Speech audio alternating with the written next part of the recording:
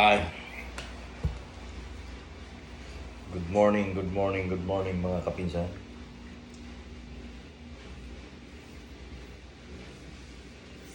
Kape-kape muna tayo. Bago tayo mag-update sa ating Q&A Hula Fortune number 6 by Kapinsan.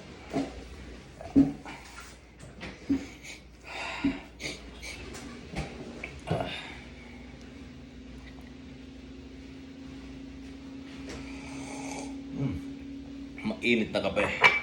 Suwabe sa umaga.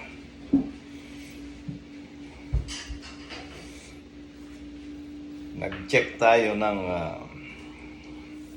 mga hula mga kapinsan kanina.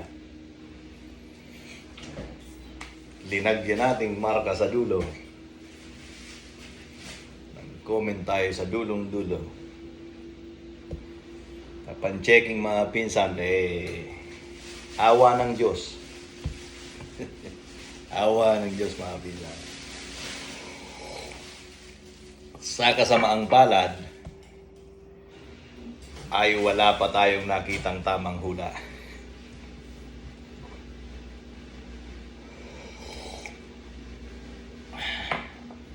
So para sa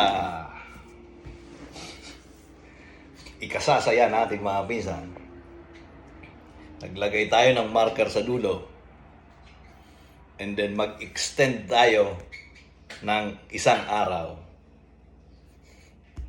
para nang sa ganun naman ay gusto talaga nating mahulaan kung ano yung pahula para maibigay natin ang tulong ni kapinsan sa tamang nakahula mga pinsan. So, extend tayo ng isang araw. Bukas,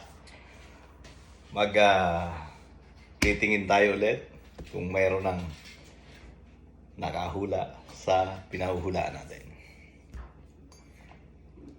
Hula-hula hop lang mga pinsan.